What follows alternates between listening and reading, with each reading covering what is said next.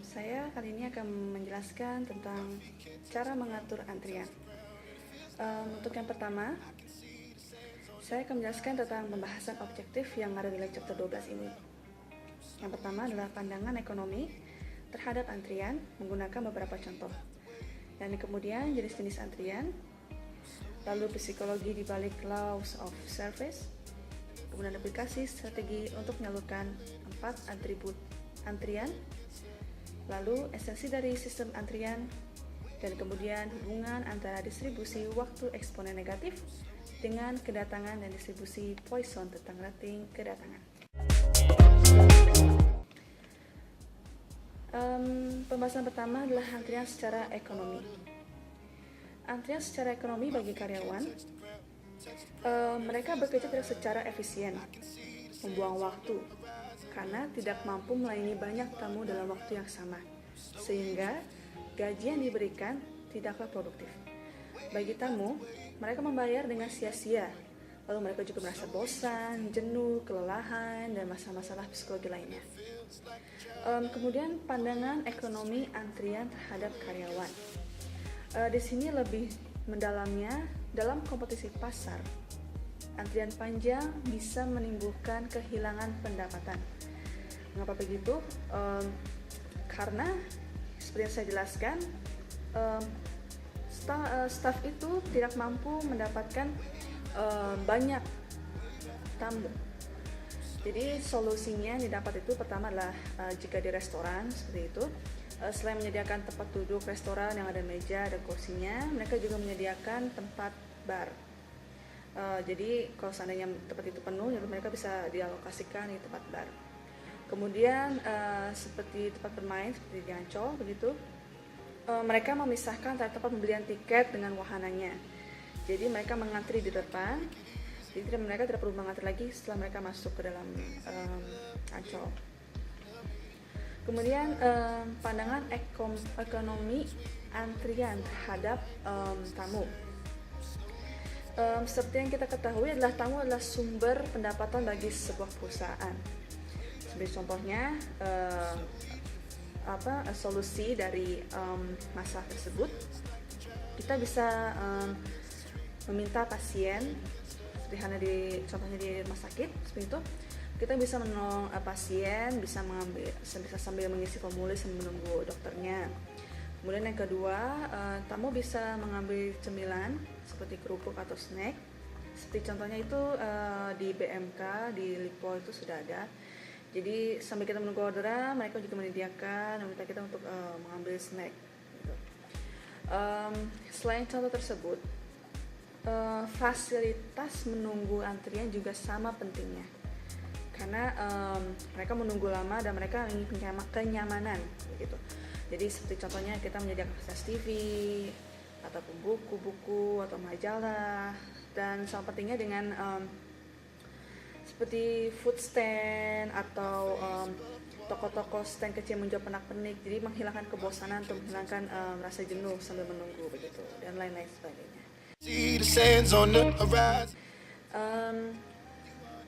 Sebenarnya antrian itu adalah sebuah barisan tamu yang membutuhkan pelayanan dari beberapa staf bekerja. Jadi, tapi tidak hanya dalam bentuk nyata. Seperti contohnya, yang nyatanya itu seperti kita menelpon untuk delivery service, lalu stafnya mengatakan, oh tunggu sebentar ya Pak, seperti itu contohnya. Itu saja, seperti hal itu saja sudah dikatakan sebagai antrian. Gitu. Jadi sistem antrian itu harus dibentuk bagaimana kita dapat bekerja secara efisien dan efektif. Jadi salah satu sistemnya itu bisa dikatakan seperti satu jasa pelayanan bisa menghandle lebih dari satu. Contohnya itu seperti bis ataupun pesawat ataupun lift, di mana mereka satu tempat, satu media bisa menghandle beberapa tamu dengan tujuan yang sama tentunya. Nah, yang kedua, sistemnya itu tamu itu tidak harus datang, mereka bisa menelpon untuk delivery service contohnya. Nah, kemudian yang ketiga itu jasa pelayanan itu bisa dibagi jadi 3 atau lebih bagian. Contohnya itu seperti wahana permainan di Ancol, di mana untuk angkatan yang pertama yang berjumlah 10 orang misalnya, pada waktu pertama mereka berada di suatu ruangan untuk menjelaskan deskripsi permainan. Kemudian setelah 5 menit mereka langsung naik ke wahana tersebut. Untuk angkatan kedua lalu masuk ke dalam ruangan, lalu lanjut dan begitu seterusnya. Itu contohnya. Dan yang keempat itu adalah berupa jasa pelayanan Fast Pass atau VIP atau member card yang kita kenal ini. Jadi seperti kita ketahui, kalau kita punya member ataupun punya VIP card seperti itu, jadi kita ada pelayanan khusus bagi mereka yang memiliki kartu tersebut.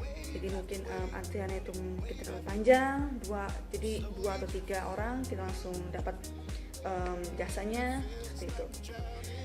Kemudian selanjutnya akan jelaskan oleh teman saya. Terima kasih. Selanjutnya saya akan menjelaskan mengenai strategi-strategi dalam menunggu.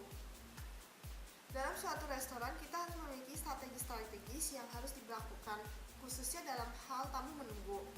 Contohnya dalam Burger King, restoran itu yang berdiri pada tahun 1954. Restoran tersebut membuat strategis dengan cara tidak membuat hal unik yang terlalu rumit dalam hal-hal besar, karena manajernya tuh memikirkan dampak pelanggan yang menunggunya pada hari-hari rame. Salah satu peneliti pertama yang menyelidiki aspek-aspek manusia menunggu dan cara untuk mengelola pengalaman adalah David H. Menster.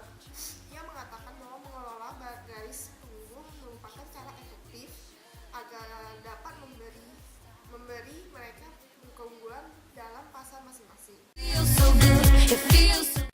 Strategis pertama mengolah garis tunggu adalah untuk mempertimbangkan dampak psikologi menunggu untuk pelayanan baik secara langsung atau dalam antrian virtual, online atau di telepon.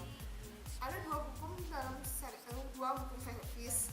Yang pertama, dengan mengharapkan pelanggan, maka pelanggan akan merasa bahagia, merasa puas, dan layanan mungkin mendapat manfaat dari efek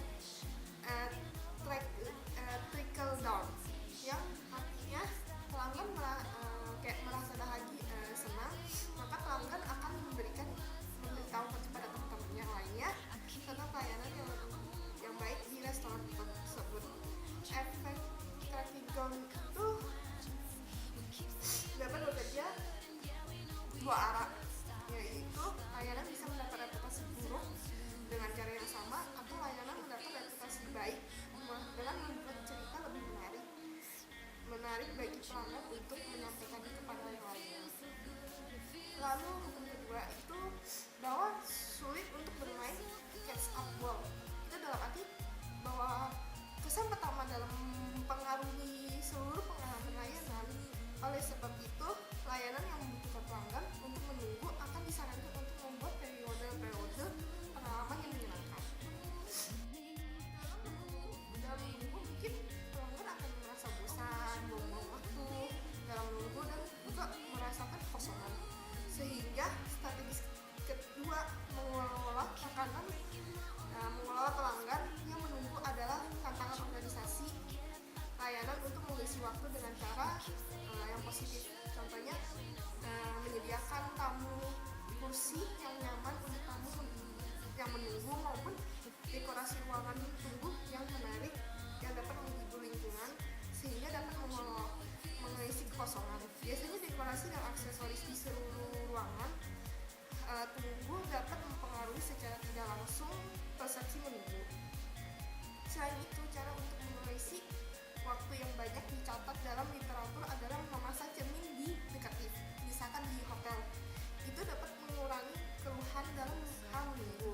Cermin itu memungkinkan orang untuk mengisi waktu mereka dengan memeriksa perawatan mereka dan diam-diam mengamati orang-orang yang di sekitarnya yang sedang menunggu juga. Layanan tersebut sering dapat membuat waktu menunggu menjadi produktif serta menyenangkan. Biasanya layanan yang memiliki seperti yang mungkin sering ditemukan di dalam sebuah klinik, biasa dapat menunggu dengan meminta orang untuk berjalan yang antara tahap ke tahap. Biasanya banyak cara lain untuk mengisi waktu, yaitu dengan menonton TV yang sudah disediakan, membaca buku-buku yang sudah disediakan, terus hiburan dan karya seni, lalu mainan untuk anak-anak, dan bisa juga dengan makanan ringan seperti cookies, terus minuman gratis seperti teh atau kopi. Biasanya manajemen melakukan hal tersebut dengan keinginan untuk melayani pelanggan secara efektif. Seperti sudah dibahas dari awal bahwa beberapa hiburan hanya mengisi waktu sehingga menunggu tidak tampak begitu lama, dan lain-lain juga dapat memberikan organisasi jasa dengan beberapa manfaat tambahan.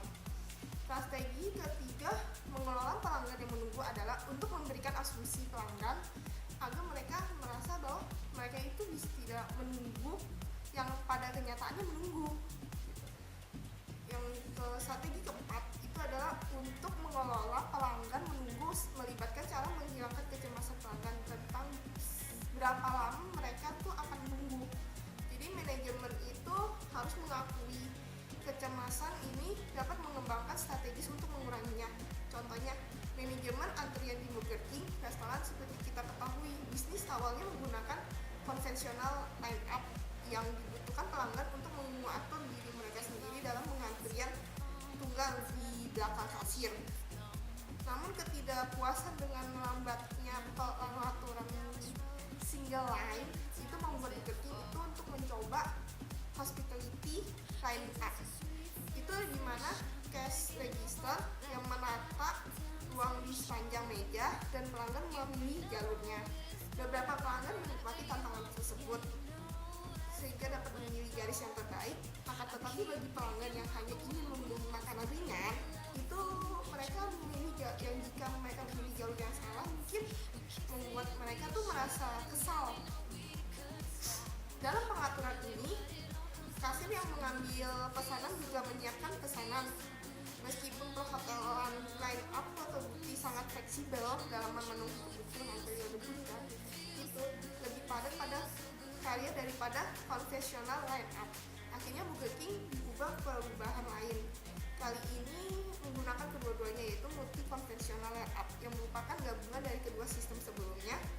Restoran tersebut kembali ke satu baris, tapi kasir baru memungkinkan hingga 6 perintah yang akan direkam pada saat yang sama. Pelayan bukan karyawan kasir, menyiapkan pesanan dan mendistribusikan makanan dari ujung ke ujung meja kembali ke satu baris, dijamin adil karena semua pelanggan dilayani dalam urutan tergantung sesuai dengan kedatangan mereka. Gitu. Selain itu, pelanggan memiliki cukup waktu untuk membuat pilihan makanan yang sesuai dengan yang mereka inginkan tanpa memperlambat seluruh proses mengambil order. Saat yang tepat untuk membuat janji temu adalah strategis lain untuk mengurangi waktu tunggu. Tapi itu tidak mudah. Kejadian tapi juga selalu muncul gitu, selalu mengganggu. Atau janji sebelumnya mungkin memerlukan waktu yang lebih dari yang diharapkan.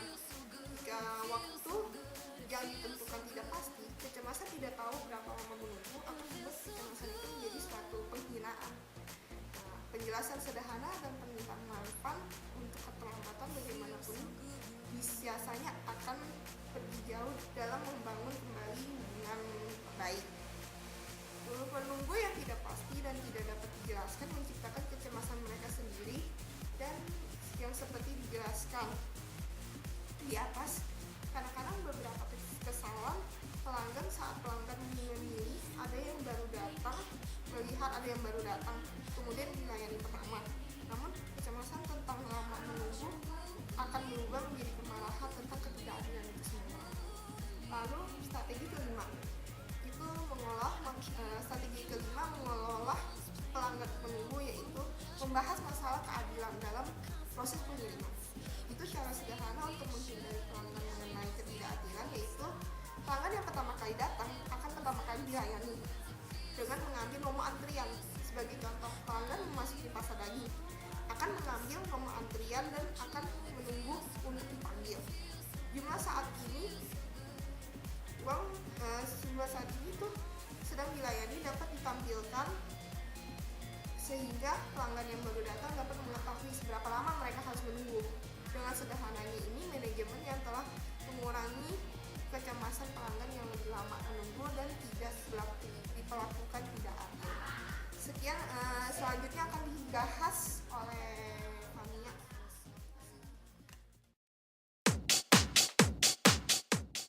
Selamat pagi semuanya, saya Fania. Saya akan menjelaskan spekulasi penting dari sistem antrian.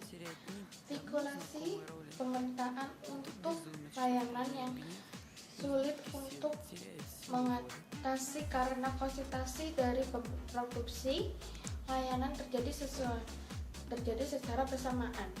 Layanan mendapatkan customer dari populasi panggilan. Tingkat di mana mereka tiba ditentukan oleh proses kedatangannya. Panggilan populasi bisa menjadi 3 bagian, yaitu yang pertama, konfigurasi antrian, yang kedua, proses pelayanan, yang ketiga, tidak populasi dapat layanan. Populasi panggilan ini terjadi dari beberapa populasi. Sebagai contoh, yaitu sebuah klinik bisa menjadi 3 bagian, yaitu yang pertama, pasien sudah membuat janji, yang kedua, pasien belum buat janji, yang ketiga, pasien darurat. Saya akan menjelaskan populasi bisa menjadi 2 bagian. Populasi panggilan bisa menjadi 2 bagian, yaitu 1. Populasi, yang kedua ngomongin populasi. Populasi bisa menjadi 2, yaitu populasi tidak tertarik dan tertarik. Terima kasih untuk penjelasan saya. Selanjutnya akan dijelaskan oleh teman saya. Konfigurasi antrian. Konfigurasi antrian berpacu pada jumlah antrian, lokasi mereka, kebutuhan ruang mereka, dan pengaruhnya terhadap perilaku pelanggan. Keputusan tidak perlu ditarik kembali, karena seseorang dapat beralih ke akhir baris yang lain. Barisan ini beralih aktivitas disebut berebut. Dalam hal apapun, konfigurasi antrian memiliki keunggulan sebagai berikut. Layanan yang disediakan dapat dibedakan.